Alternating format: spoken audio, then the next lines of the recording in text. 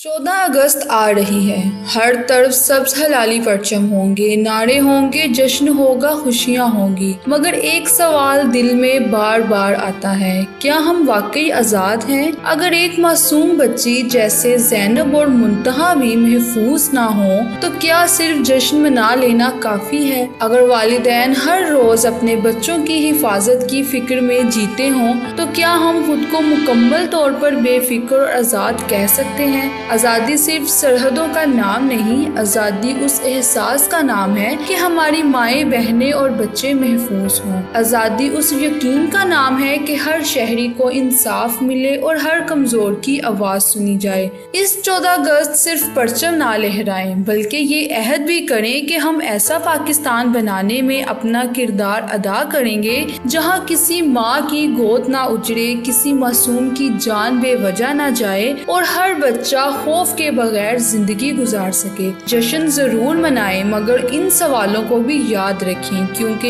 एक मजबूत पाकिस्तान सिर्फ आज़ादी से नहीं बल्कि इंसाफ, तहफ़्फ़ुज़ और जिम्मेदारी से बनता है।